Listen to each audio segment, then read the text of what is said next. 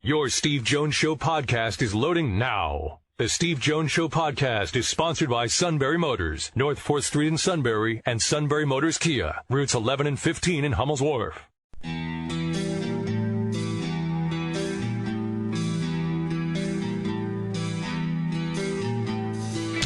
Sports talk where your voice counts. This is the Steve Jones Show on News Radio 1070 WKOK. Now from the Sunbury Motors Studio, here's Steve Jones.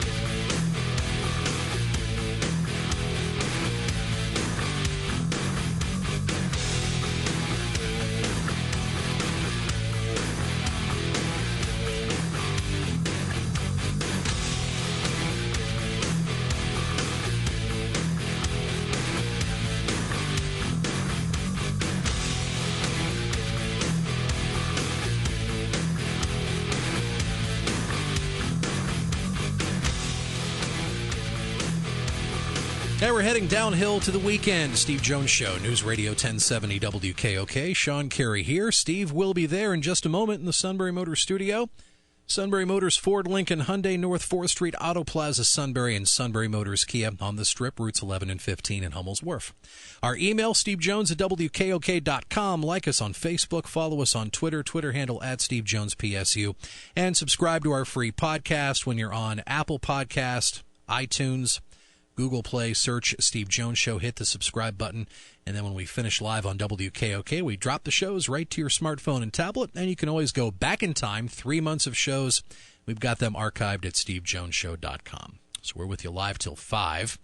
We're going to bump up our high school football roundtable since the Phillies will be in this time slot tomorrow afternoon. We'll get our play-by-play and stat guys in, including Gregg Wetzel from 100.9 The Valley. Greg is here. Bob Buehner is here. Hello, guys. Hey there. Hey, how you doing? We're great. And, Sean, we've got a Lewisburg game Saturday night. We've got a Penn State game Friday night. We have a Selinsgrove game Friday night and a Shikellamy game Friday night. So the weekend is fast approaching and lots of sports going on.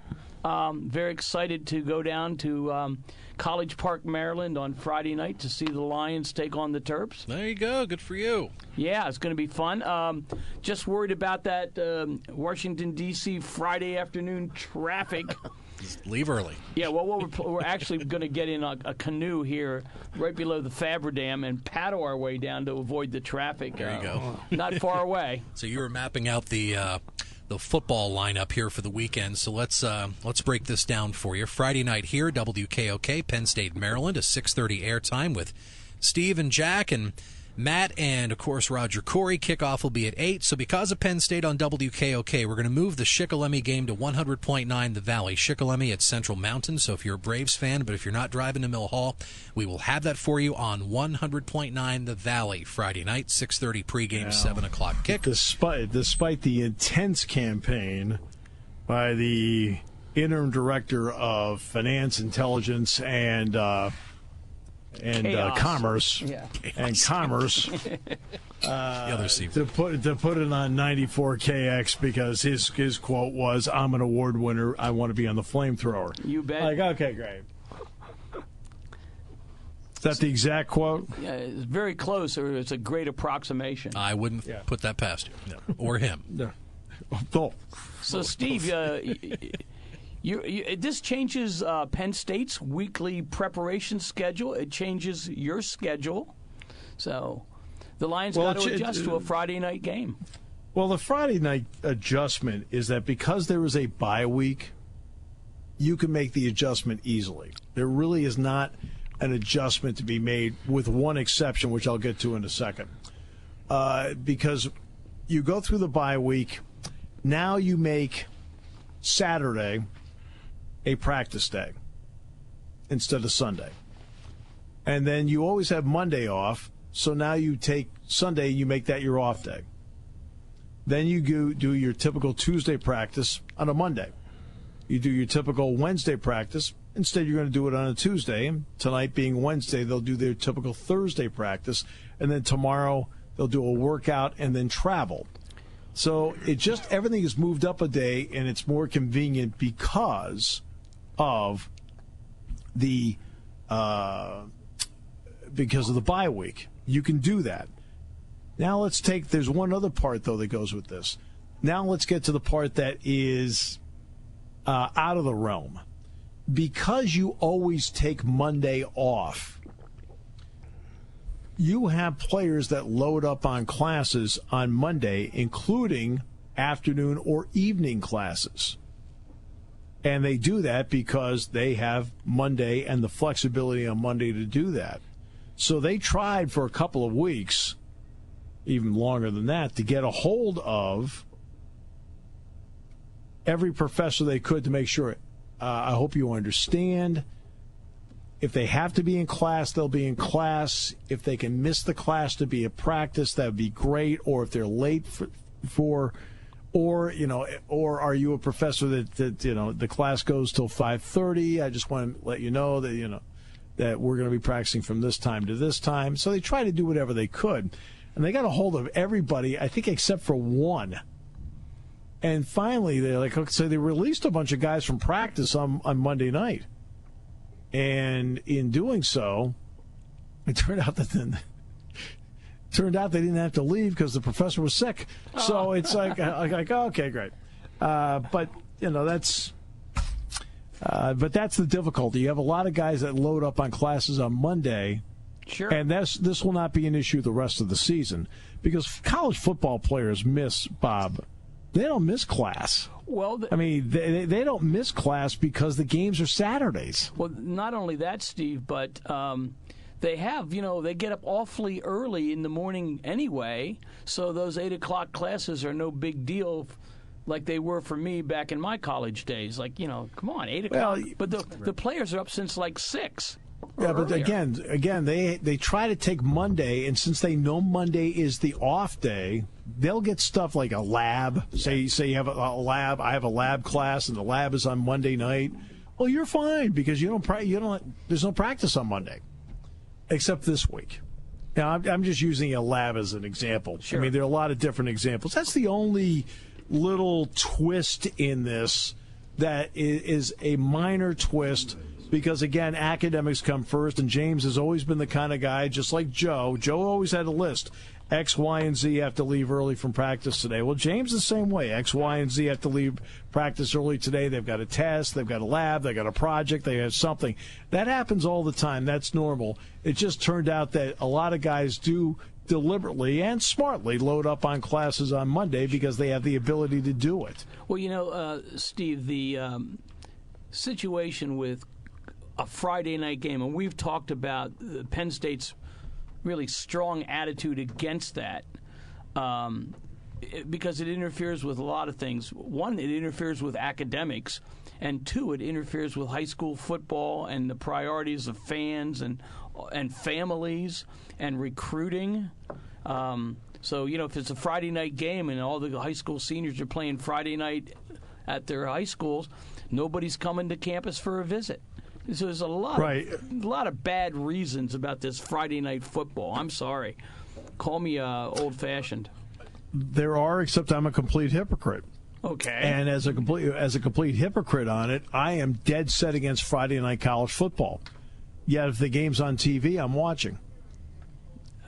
Utah played USC last week. I watched the game.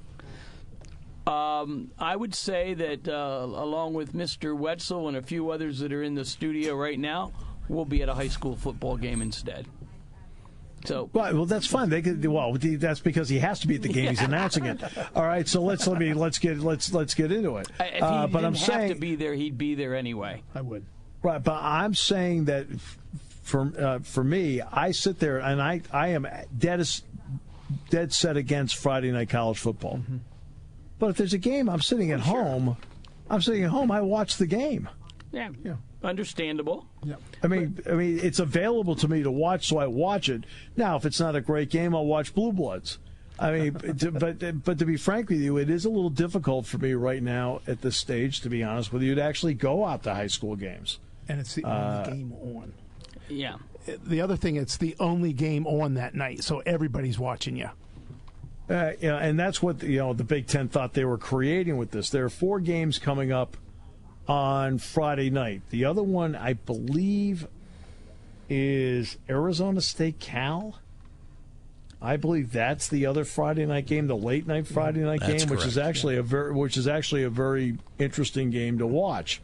Now I won't watch it because we'll be on a bus going back. But again, Utah played USC last Friday night. Well, you know what? I watched that game. That was a game that interested me, and I wanted to watch it.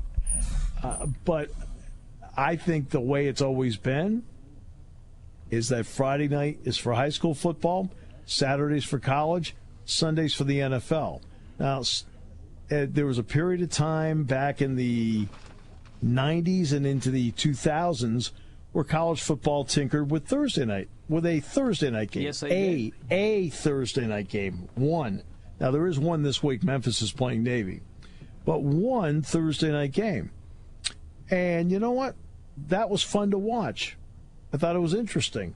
But when the NFL invaded Thursday night, and this week's game, look, I'm going to be sitting in the hotel tomorrow night, right? And there's no doubt I'm going to be watching the Eagles play the Packers. Mm-hmm.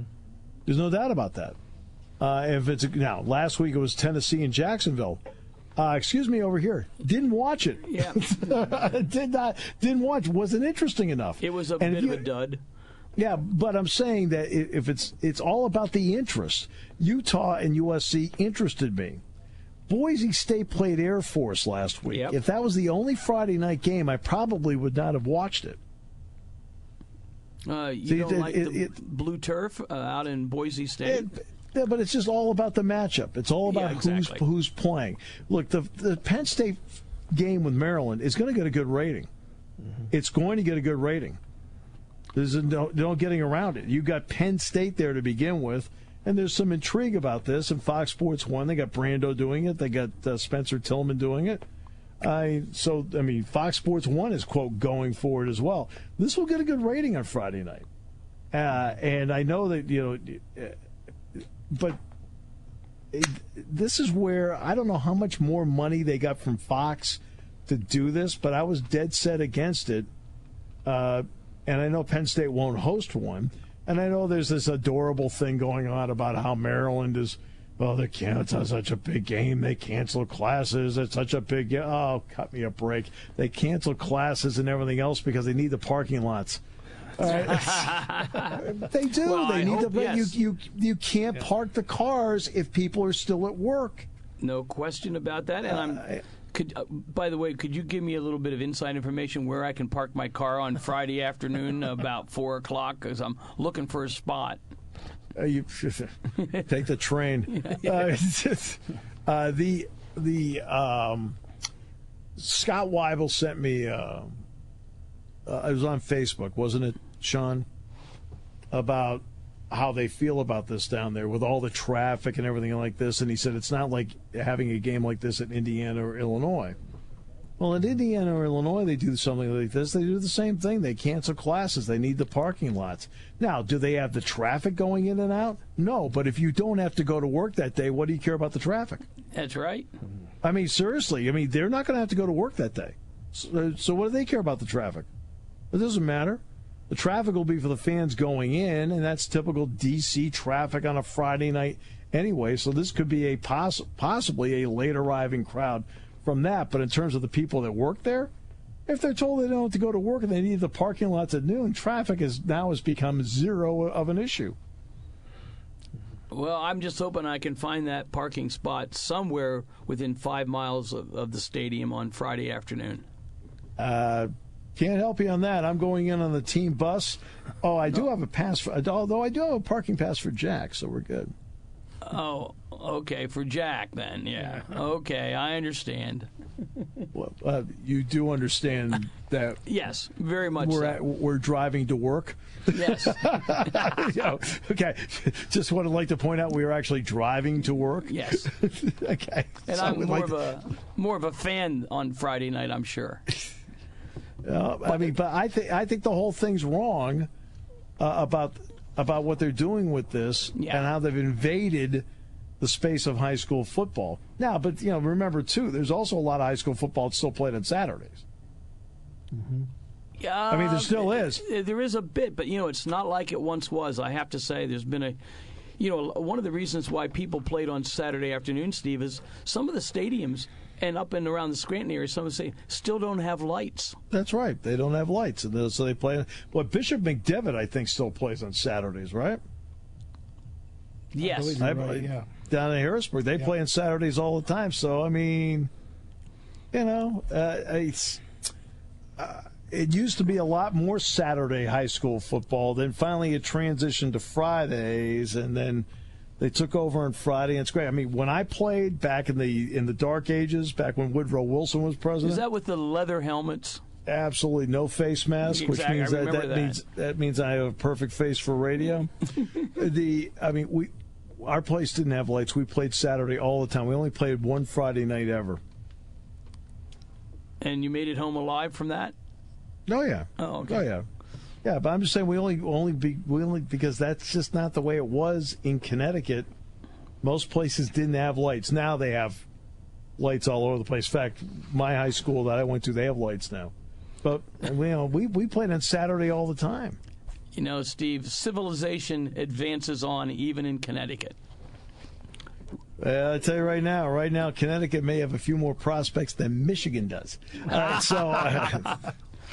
mean, look at all the kids from Connecticut that are on this team now, and I'm seeing it left and right. Connecticut's actually churned out some prospects in the last few years, which is very interesting. That's a good thing. Very interesting. That's a wide open state for recruiting. I mean, it's not a state that Connecticut or BC's cultivated very well. No. So, but yeah, it's I mean even so I know. So if there's a college game and a high school game, you guys will go to the high school game. Mm-hmm. Sounds to me like Bob's going to the college game, Greg. Doesn't sound to me like he's going to a high school game. I'm going to the high school game, but I know this week I've talked to several people who are going to the first half of the high school game and then heading home to watch the Penn State game. Right. Yeah. And then on just because my Saturday is now free because of Friday night's Penn State game, I'm going to drive down to Shippensburg to see the Bloomsburg Huskies take on my wife's alma mater, the Red Raiders of Shippensburg. So I get a double header this weekend. Just keep your emotions in check, Bob. I know. All right. We'll come back with more in a moment here on News Radio 1070 WKOK. When it comes to car buying, there's the other guy's way, and then there's the SMC way. The other guys force you into a vehicle you really don't want. The Sunbury Motors way lets you take the time you need to browse, ask questions, and take the test drive and think on it. For over 100 years, the Mertz family and all their employees have made your experience the most pleasant one you'll ever have. The other guys won't offer you the best price for your trade, no matter how much they say they will. The SMC way is their promise to provide you with the most money the market shows your vehicle is worth. The SMC way is to offer you all applicable factory rebates on new vehicles and generous discounts. Looking for a pre-owned vehicle? The SMC way checks each vehicle in a 200-mile radius to determine the lowest price, then beat it. It's the lowest price promise, just part of the SMC way. The choice is up to you, the other guy's way or the SMC way. The SMC way wins every time. Sunbury Motors Company in the North 4th Street Auto Plaza, Sunbury, and at sunburymotors.com. Selling more cars and satisfying more customers for over 100 years. Taking your calls at 800-795-9565. This is the Steve Jones Show on News Radio 1070 WKOK. Now from the Sunbury Motors Studio, here's Steve Jones. All right. Sunbury Motors, 4th Street in Sunbury. Sunbury Motors Kia, routes 11 and 15 in Hummel's Wharf.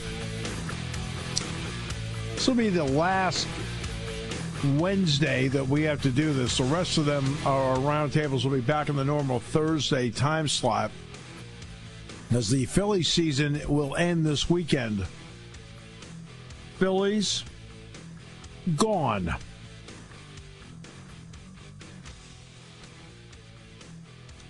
All right, let's start out with Zach Showers.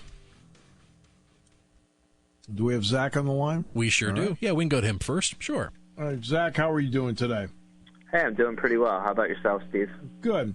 I'm doing well. How would you evaluate last week's game? A lot of the same. The defense played great, going up against Berwick, who's ranked 7th in the state in Quad A. I mean, they matched them physically. They came out. They played hard. So the defense played great. Actually, the 7 points was off of a pick six, so it's really it was the only way that Selinsgrove scored last week was off of that. But like a lot of the previous weeks, the offense really couldn't establish anything. They couldn't get the running game going. Danny Shock didn't have a lot of time to throw the ball. There wasn't a lot of explosive plays. So it's kind of a mixed bag from a compete level. After the game, I think the coaches and the players were fairly pleased that they played and competed with a team like Berwick. So I think moving forward, there is a lot of optimism that the schedule, there's still some really good teams on the schedule, but it does lighten up a little bit here for the second half of the season. So, what really has propelled this defense to play as well as it has played? Coming into the season, there was a good amount of guys that came back at every position. There was guys that had started and had seen time. So really, I think over the past couple weeks, they've started to build depth. They've started to work some new guys in. You're also seeing guys that went from playing significant snaps as sophomores now being a lot more confident juniors. And anytime you just see that leap from year to year, it's helped. But they're playing physical. The linebackers especially are playing downhill, and they're making plays in space. So, going against Selinsgrove defense that you're going to get hit hard. You're in for a physical battle. So when they've been able to bring that to the table, they've been very successful this season. And what's the missing ingredient on offense?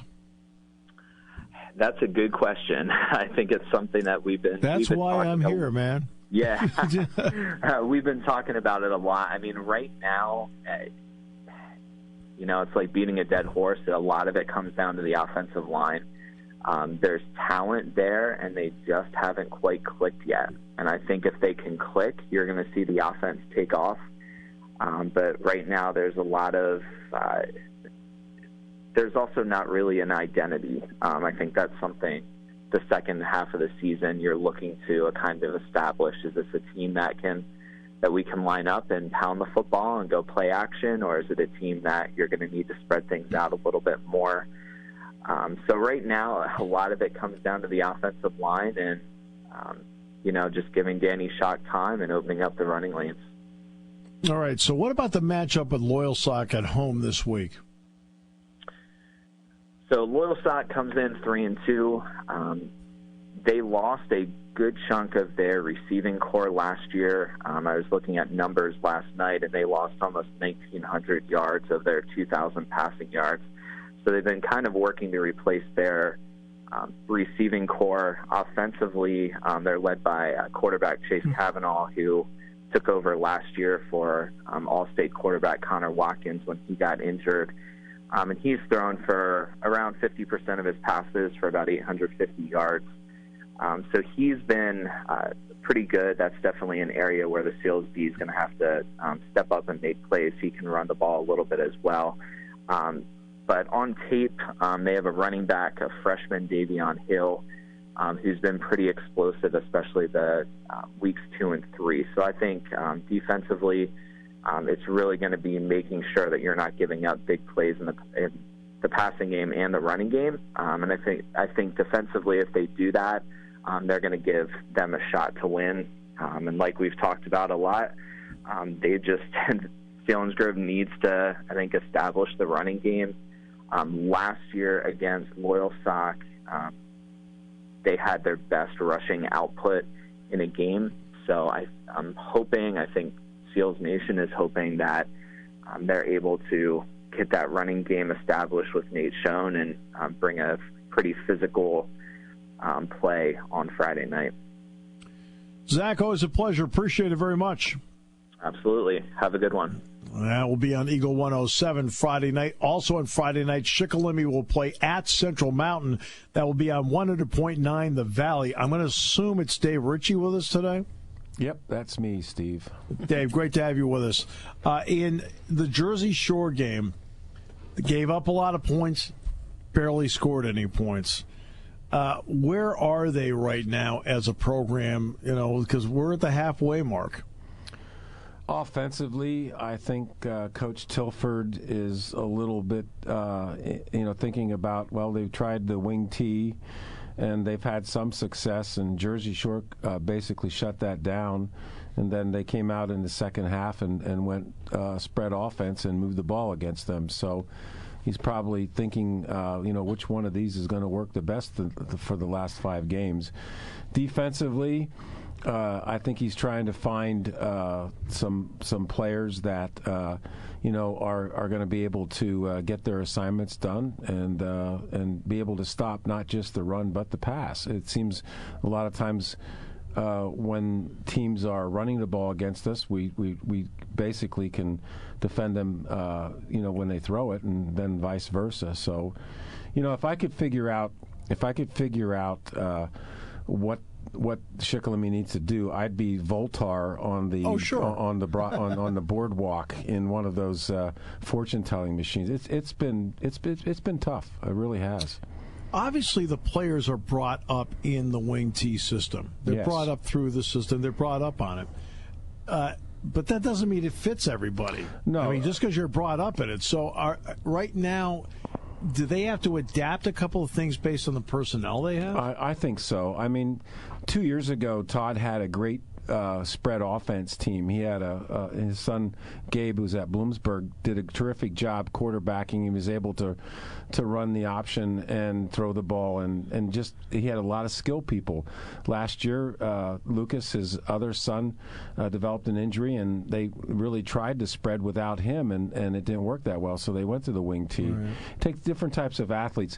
I wouldn't be surprised if Todd looks at it. I said to Kevin at halftime, I said, how did this Jersey Shore football team lose 2 football games? And because we couldn't figure it out, because they scored on drives of 1 play, 2 plays, and 3 plays.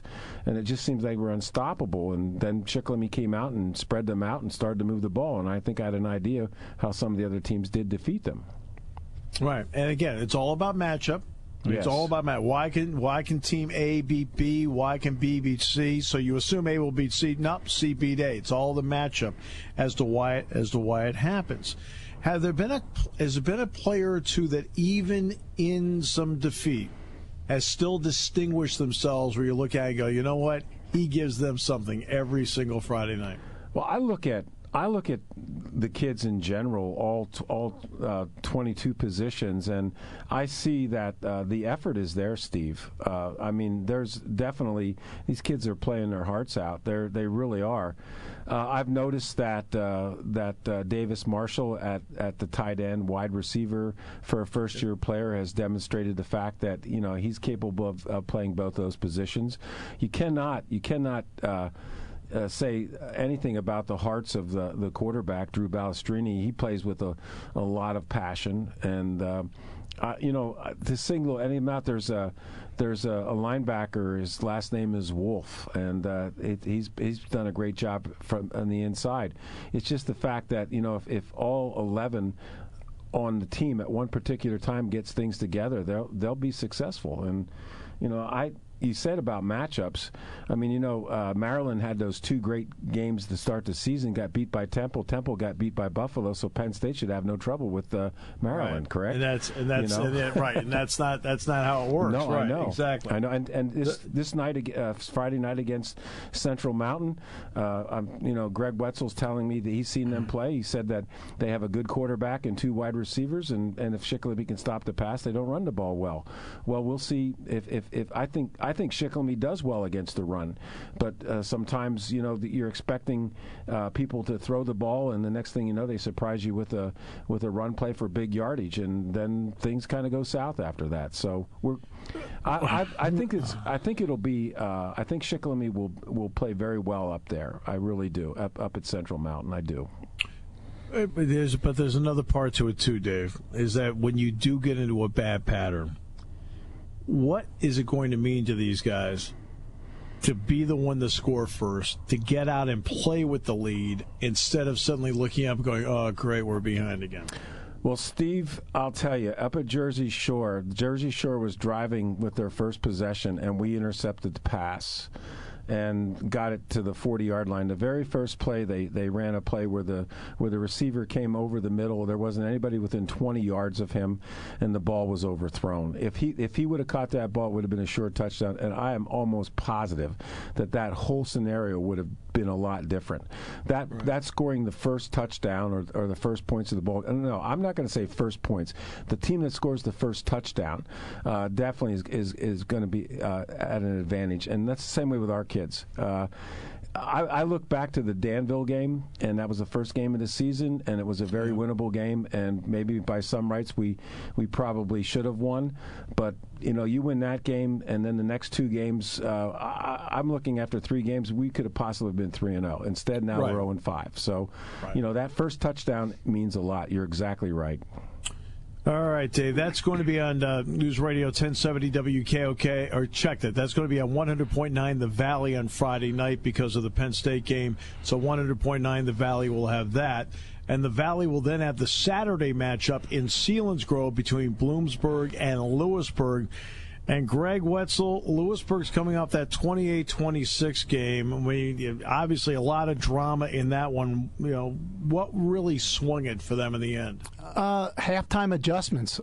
Lewisburg coaches made a halftime adjustment where they doubled a wide receiver, taking away just a little slant route.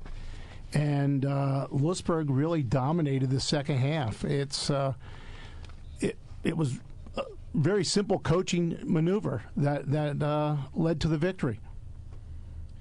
All right, and you look at that. Now let's get to the confidence part of it. You go through something like that, what does it do for the confidence? Oh, tremendous, because they were behind 20-7, came back and took a 28-20 lead, had the ball on their own 1-yard line. They intercepted a pass in the end zone. Well, not quite in the end zone, at the 1-yard line. Right. First play, Shamokin jumps off sides. Second play, Moyers gains 4 yards. It's 2nd and 1 from the 10-yard line. Run a quarterback sneak. The quarterback fumbles the quarterback sneak. Shamokin recovers.